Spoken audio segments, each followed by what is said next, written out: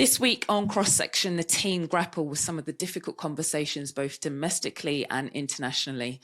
We discussed the open letter from church leaders regarding Tommy Robinson's Unite the Kingdom march, the assisted suicide second reading, and the Prime Minister's decision to recognise a Palestinian state. We hope this is an episode you engage with and conversation you continue to talk about locally. Hello and welcome back to Cross Section, the podcast where we talk all that's going on in the news and in politics in light of being Christians. I am joined by Danny and Alicia, and we are all together in the studio, which is a joy. Morning, everybody. Good morning. Good morning. Or afternoon, as you might be listening to this. You know, obviously, it might be any time. But as we are recording, it is Tuesday morning, the 23rd of September. And just to say, you may be thinking, wow, Cross Section is now coming out on Wednesdays. That is new. That would be correct. You're very perceptive. We did used to release our episodes on Fridays, but we are now recording them earlier in the week and getting them out quicker, just to see. So we're hitting kind of the news stories as they come out. But yes, so that is the new structure of Cross Section. So it means you can listen to it on your commute or whenever, rather than saving it for Saturdays. But yes, we will get into our first conversation, which kind of is part 3 of the kind of Christian nationalism conversation. Our last 2 episodes have touched on this quite heavily, but we are going to kind of carry on that conversation. In fact, this Sunday, just gone, Gav Calver, our CEO, signed a kind of joint letter in the Sunday Times and the Sunday Mirror with kind of other Christian leaders kind of criticising the co-opting of Christian language and symbolism in the kind of marches. Danny, do you want to kind of come in and say a little bit more about that and maybe kind of what the reception to that's been like? I think, one of the things that struck me when I was watching the march, didn't watch it all, but when I saw clips, was the number of crosses and the amount of Christian imagery. There were people who were leading prayers, leading worship songs, and that was interesting. There were many people who are Christians who were on the march, but I also want to, and I think this is what the letter was looking to do, to recognise concern about how Christianity, and particularly symbols like the cross, can be co-opted for political, and in this case, what I have no problem in describing as a far-right cause. And that's not to say that everyone on the march is from the far-right. I have no idea where people are who are on the march, but a lot of what was led from the stage, a lot of the people who were involved publicly do sit at that part of the political spectrum. And I think a lot of what was heard, it would put people either from other religious groups or from ethnic minorities would be concerned about what they heard. Again, there will have been people from other religious groups and ethnic minorities who were on the march. That's not to deny that. So, and I think as Christians, we have diverse political opinions and views, but I think we should be very wary, even if those are the views that we might agree with, of how Christianity can be co-opted and used to further a political cause. And I would say particularly one that I think isn't consistent with the teachings of Jesus. I mean, the other kind of aspect that I want to draw into this is that the march, Unite the Kingdom, its phraseology is around wanting to bring the nation together. It was led primarily by Tommy Robinson and others who were involved behind the scenes. You have divisive figures that were in there, whether it's Katie Hopkins, Lawrence Fox, Elon Musk, for video address. And very much, I think the real challenge that I have, particularly with some of the pushback around the letter, in the sense of why is Gavin Calver and other Christian leaders coming out so strong in the use of Christianity, prayer, gospel, the cross itself being at this demonstration, is what is the fruit of that march? Was the outworking of that march that all media outlets were proclaiming Christ and his teaching explicitly? Or was there more of a fanfare around Tommy Robinson, his character, why are crosses being used at this? I think as Christians, we're in a time and a season where discernment needs to be sharp. And I know that there were many Christians who were attending that event who very much wanted to come alongside, particularly this idea of returning to Christian nationhood, even in that language. what is your theological framing around a nation? Is there such a thing as a Christian nation? And we're seeing increasingly a lot of conversation around Christian nationalism. I think as Christians, we've got to go back to the scriptures. We've got to digest, what does it mean, nationhood, but also what does it mean to be a Christian that engages in culture at this time? And what didn't happen at that march, which is where I take deep issue with the use of the cross being present, is there was no proclamation of the gospel. There was no call to salvation and repentance. It was, in part, crosses being held alongside a message of division and hate to say, we are not you and you are not welcome here. And that is the issue that the letter and other Christian leaders from across the political divide having unison in this language around the cross of Christ is a symbol of victory and oppression. Yes, it speaks to politics, but to use it to say and to intimidate nations and people living here, that's an issue that I think Gav was right to speak out on, and happily will engage with the dialogue of those who disagree. And I think the complexity, and this is for me where it gets interesting, is as Christians, we have been used to being effectively politically exiled. Politicians haven't really wanted to talk Christianly, or when they have done, it's been very tokenistic. And particularly as evangelicals, it's felt like we're the outsiders. And sometimes we've loved that. We've loved being the prophetic voice, the ones that are able to speak truth to power, speak in from the margins and not have much baggage with that. They're not going to like us particularly, so that's okay, we're free to speak. I think the idea that politicians might then take up Christianity as part of their campaigning tool, as part of their public rhetoric, is a new situation in the UK, or at least a fresh one. And I think that's where we have to stop and think. I think there is the problem with the co-option of Christianity for any political cause. And I think it is fair to say that sometimes Christians have been co-opted into a progressive political cause. And maybe it's just happened over such a long period of time that it's like the frog in a pan of boiling water that we just haven't noticed it. So I think we have to be aware that actually politicians from other parts can use it, and we can kind of internalize a secular progressive narrative and kind of have it unassumed in a lot of what we do. But I think what's interesting now is that you do have this fusion. And the other interesting thing is, though, that I don't want to deny the fact that actually people may be coming to know Jesus through engaging with people on the right. That there's this question, like, is the rebirth, is the quiet revival right wing? Are we seeing more people on the right of politics engaging with Christianity, whether it's through cultural narratives or through personal conversion? And I think the truth is, yes, we are.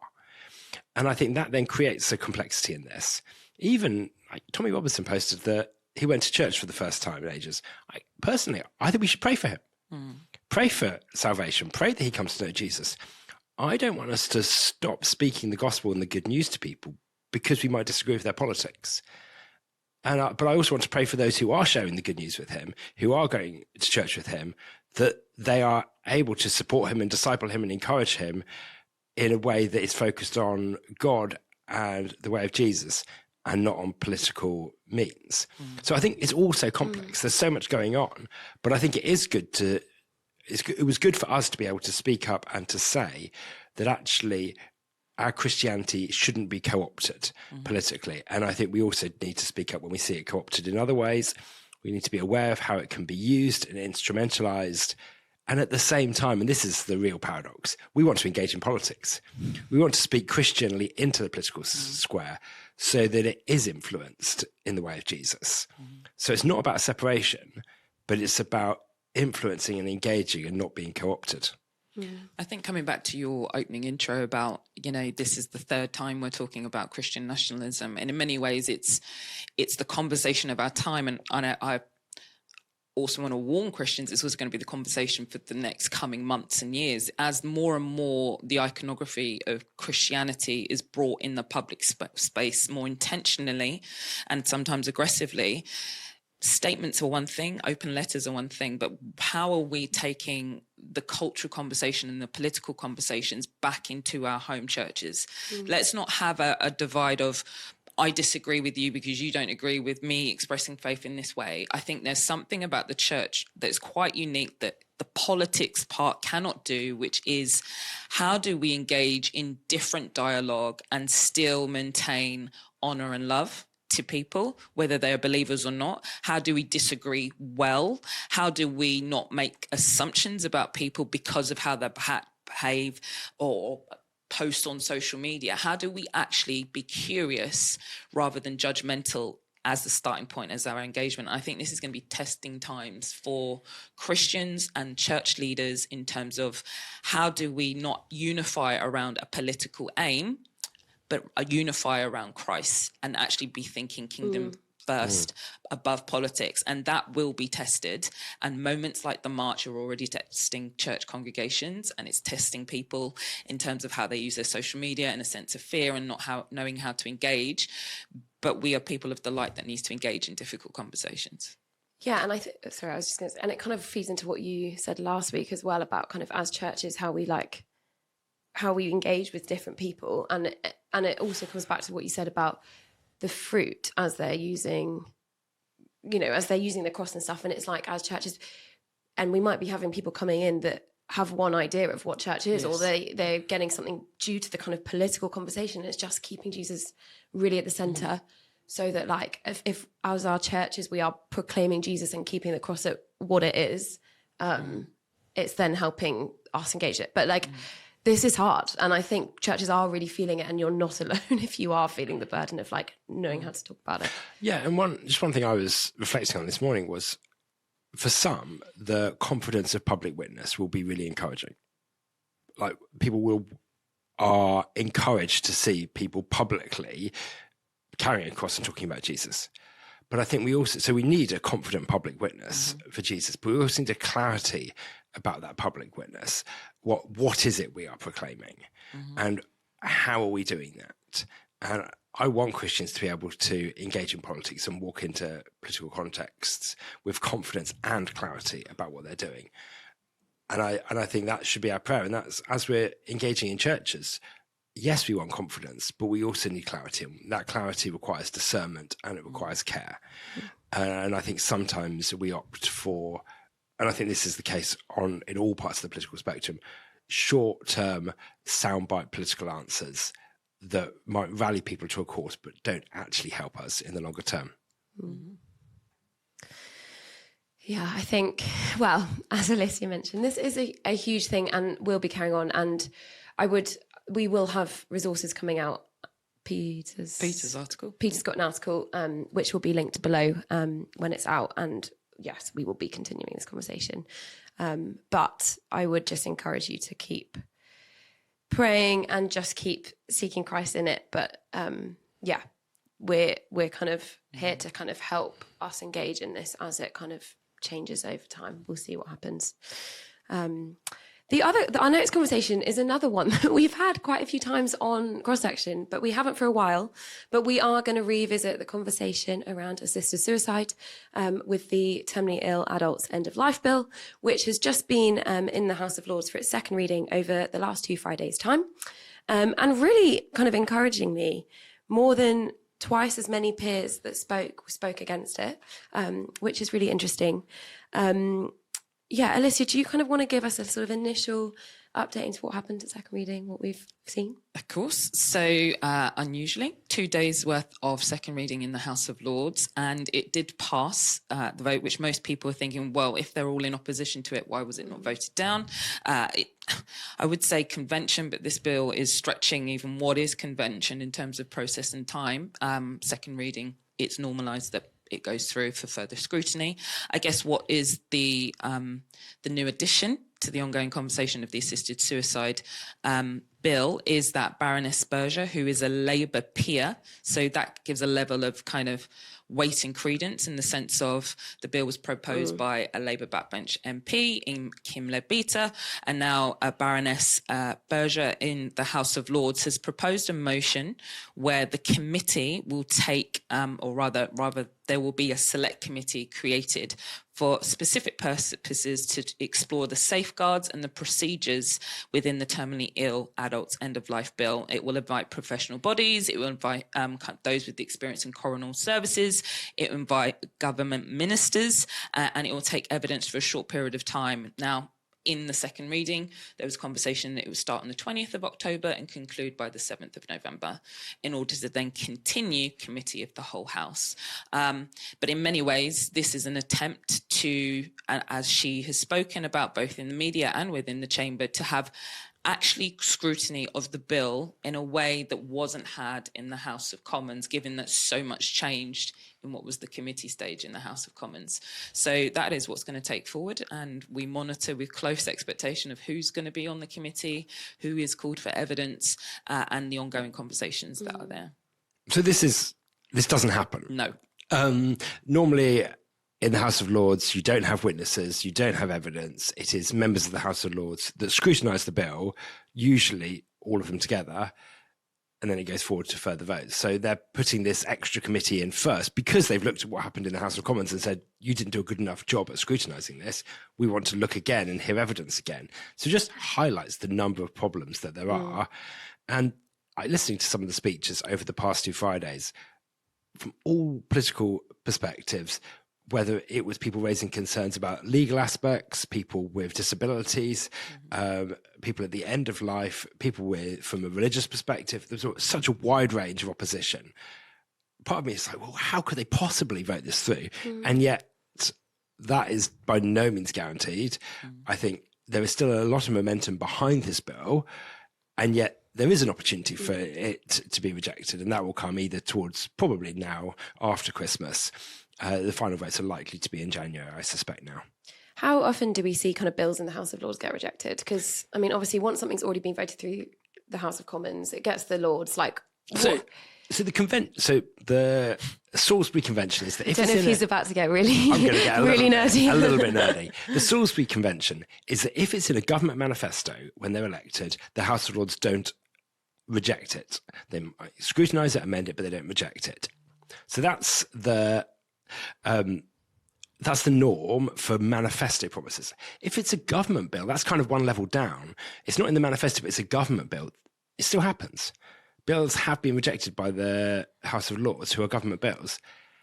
And then this isn't a government bill, it's a private member's bill, and that's happened time and time again. Just because it passes the House of Commons, there's no need for the House of Lords to approve it if they don't want to. And yet, we shall see. We shall see.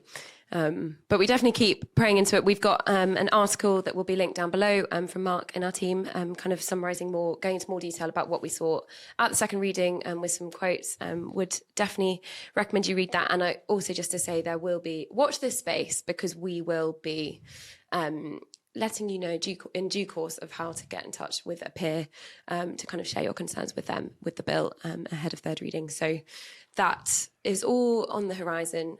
So yes, do keep an eye out for all that is coming out with that. We are not ignoring this. This is a suicide conversation at all.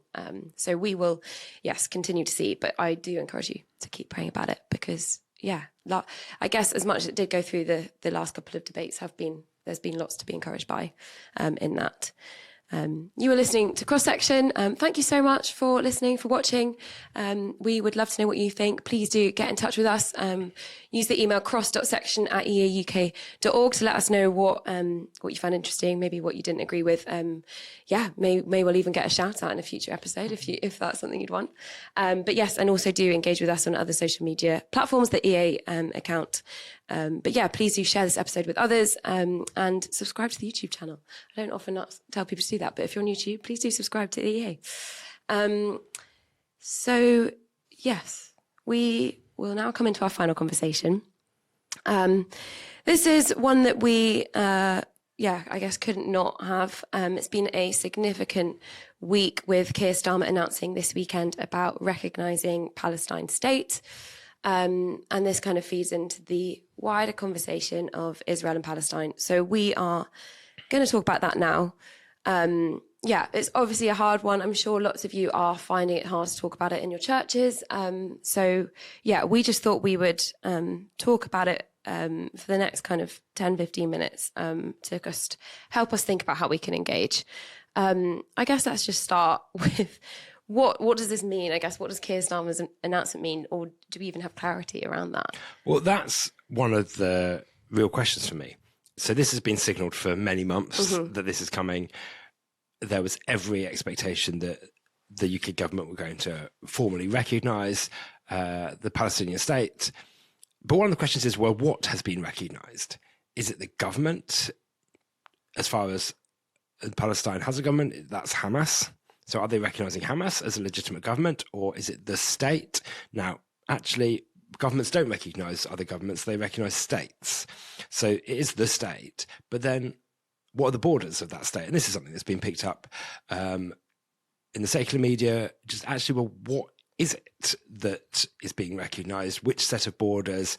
It's very contested. Often the recognition of Palestine has been talked about as something that would be given in support of a two-state solution and a long-lasting peace. My question is, will this help achieve that? And I'm not sure it will. There's a risk that it antagonises Israel. Well, yes, maybe that. But if it's the right thing to do, that is less of a concern. But is it helpful? Is it a neutral matter? Or, and I think this is something we'll come on to talk about, is it more about internal party management than actually the longer term geopolitics of the situation? And I think that all makes the situation more complicated. I think in the statement, the significance of the day, Sunday being the United Nations Day of Peace, it's a timed event in that regard. Is it to coincide with that message that him as the Prime Minister of Great Britain, wanting to seek peace in that area of the region? That's a thing to commend. Is this the approach that will see that, as Danny raises?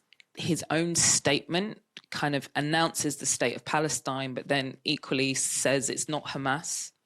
And it's not even the current version of the Palestinian Authority, that there needs to be a reform of that party that he would like to propose to the United Nations to take place. So the existing governments that exist within that, within Gaza, are not the people that are going to govern, but this is the direction of travel.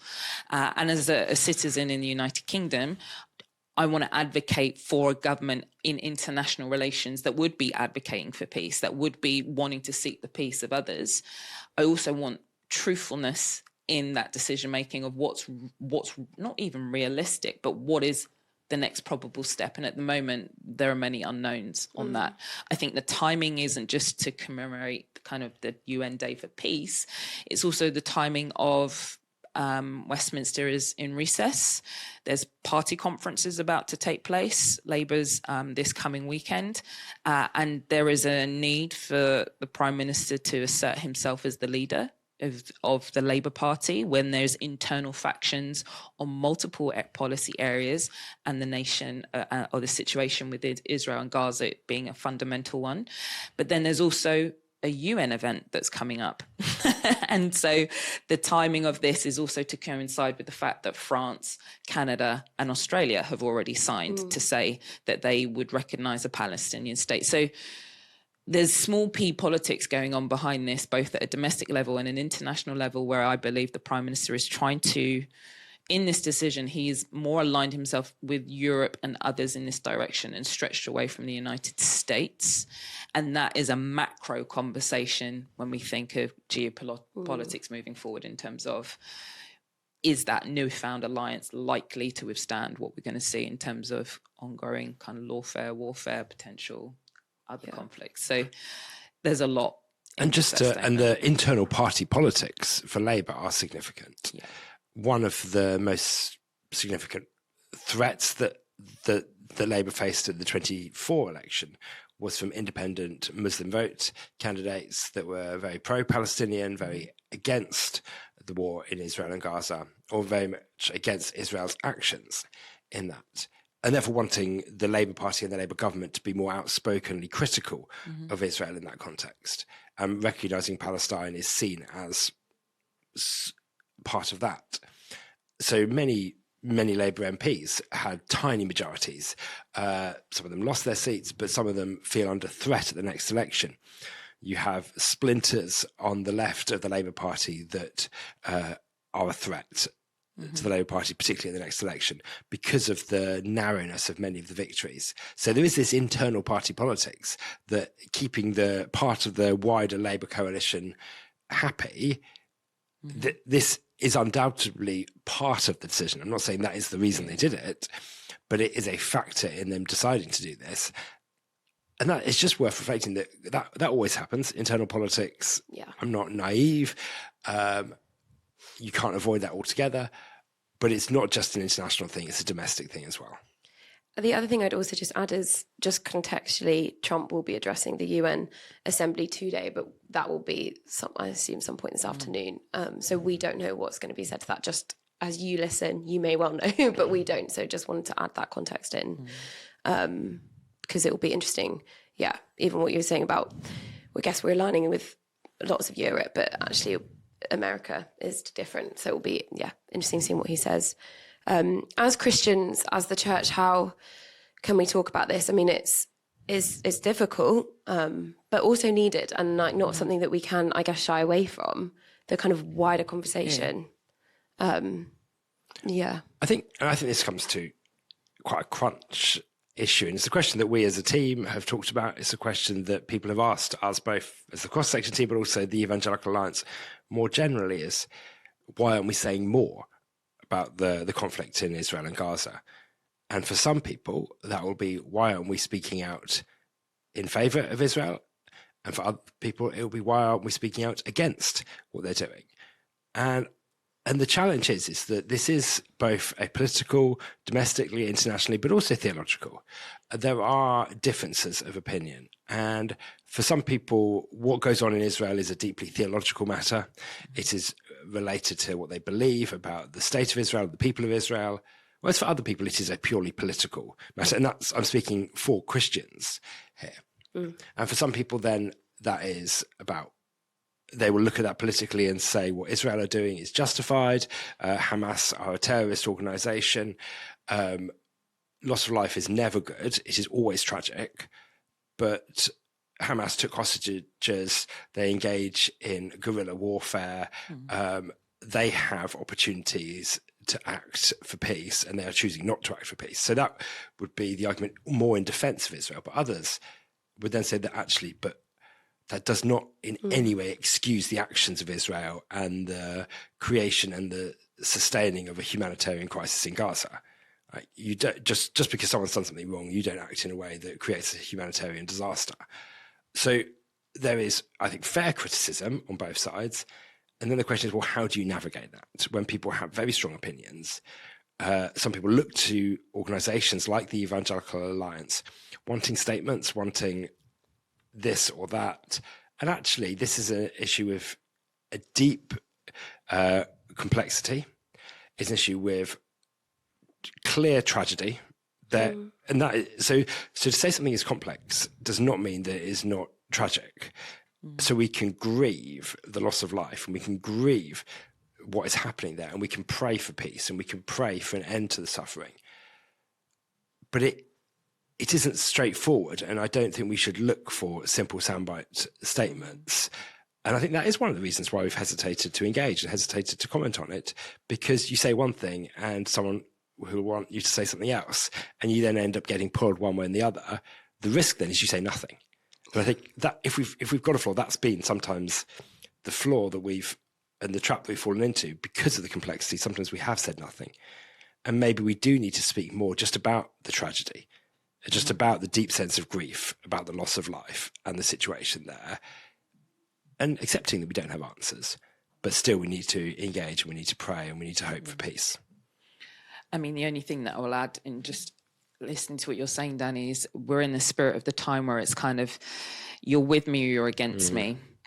Give the statement, and if you're not, then you're cancelled or you're not in community or anything like that. And even what we're seeing geopolitically, where it's these alignments of relationships that are taking place, my main thing that I keep coming back to all the time is thinking, is Christ pro-Israel or is he pro-Palestinian? he is pro the what, like he's not binary in that sense. He grieves and laments over the entire state and situation that is there in Israel and Gaza. And so for Christians to be comfortable and content with just a statement to say, come out and say what I want you to say, when actually Christ is for the entire region, he gave his life for the world. How do we bring that kind of narrative and perspective into Christ laments for the whole situation? Actually, his solution is far more broader than a two-state solution. It's bigger than that. So how do we, in the interim, engage with our brothers and sisters that have a political position that's different from ours? I keep coming back to this because this is important, because division is going to arise within the church. Disunity is going to arise within the body of Christ. And collectively, we don't have the spiritual authority that he's given the church to speak over nations and situations and powers that he asks us to do and has gifted us to do until he returns. So I think the whole situation of statements,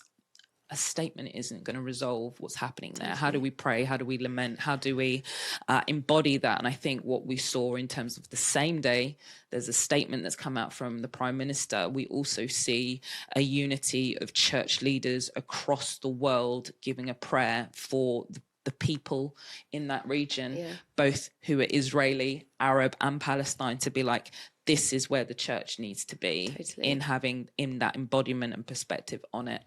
Now, most people say, I'm done with praying. Well, actually, you need to pray all the more because the days are evil. And if we think politics is going to resolve this, then we're somewhat foolish in that regard. So, yeah, there's just so much for the church at this time where we need to be coming together with people of not just political difference, but theological expressions of difference, but who all love Jesus. And in that, our unity and our witness is a response to this moment.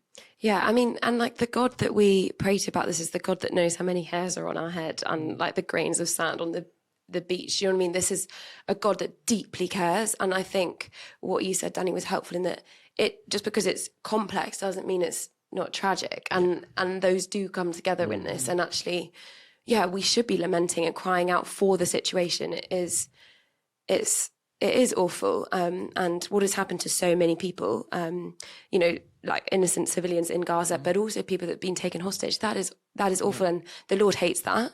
But yeah, as you say, we need to keep praying, and it can be hard when it just feels hopeless. But we do also have a God that we pray to and bring these things to, and he deeply cares. Yeah. Any final thoughts on? No. I was just reflecting on this challenge of complexity and the need. I said it earlier, the need for clarity. We need confidence, we need clarity. We don't dodge the complexity. And that's our constant, that's our life, seeking to engage and to speak into issues, to speak with clarity and confidence, but also to acknowledge the complexity. And I think there is a point at which we bring it to God. Yeah. Hopefully earlier than we think we need to. We bring it to God and say, this is yours. I don't have the answers. I don't have the solutions, whether it's UK politics, whether it's international relations, whether it's situations in our own communities, that we are bringing them to God. It doesn't mean we don't act. It doesn't mean we don't engage, but we bring it to God because I think just sometimes when we think we have the easy answers, actually that's just glossing over many of the challenges. Yeah. And lifting up our brothers and sisters, like they are our church, our global church family, who are living this in it. Like we are reading about it, and that's hard. So how different it is for them. So yes, let's be keeping our brothers and sisters in Palestine and in Israel, and lifting them to the Lord.